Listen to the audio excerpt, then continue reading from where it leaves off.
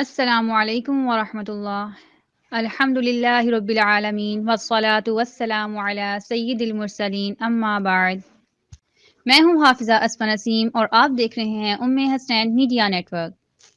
معزز سامعین، سلسلہ دعا اذکار اور وظائف میں آج ہم پڑھیں گے سونے کے اذکار کی دوسری دعا۔ مجھے یقین ہے کہ آپ کو جو اس سے پہلے دعا بتائی گئی تھی وہ اچھے طریقے سے یاد کر لی ہوگی اور اس پر عمل بھی شروع کر لیا ہوگا۔ اب ہم آتے ہیں سونے کے اذکار کی دوسری دعا کی طرف۔ حدیث میں آتا ہے کہ اللہ کے رسول صلی اللہ علیہ وآلہ وسلم جب سونے کا ارادہ کرتے تو اپنا دایاں ہاتھ اپنے رخسار کے نیچے رکھتے، پھر 3 مرتبہ فرماتے: اللہم قنی عذابک یوم تبعث عبادک، اللہم قنی عذابک یوم تبعث عبادک۔ اس کا لفظ بہ لفظ ترجمہ دیکھتے ہیں۔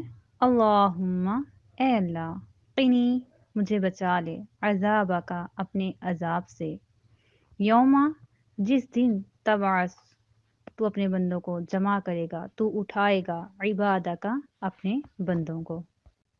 اے اللہ، مجھے اپنے عذاب سے بچا جس دن تو اپنے بندوں کو جمع کرے گا۔ اس دن سے مراد کون سا دن ہے؟ وہ قیامت کا دن ہے، یعنی قیامت کے دن سب کے سامنے اللہ تعالیٰ جزا اور سزا کا فیصلہ سنائیں گے، اور اس کے بعد جنت میں چلا جائے گا وہ جنت سے کبھی نہیں نکالا جائے گا، اور جو جہنم میں چلا جائے گا وہ جہنم سے کبھی نہیں نکالا جائے گا۔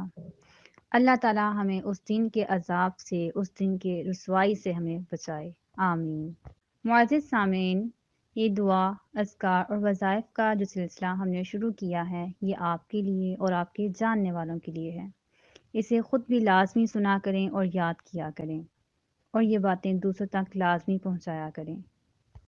یہ نیکی، یہ بلائی اور یہ خیر خواہی کا سلسلہ ہم سب نے مل کر ہی آگے چلانا ہے، اور یہ ایک صدقہ جاریہ ہے۔ جب تک یہ سلسلہ چلتا رہے گا، آپ یاد کرتے رہیں گے، انشاءاللہ قیامت تک ہمیں اس کا ثواب ملتا رہے گا۔ جی سامعین، آج کے لیے بس اتنا ہی، مجھے دیجیے اجازت، ملیں گے ایک اور ویڈیو کے ساتھ۔ اللہ نگہبان۔ السلام علیکم ورحمۃ اللہ۔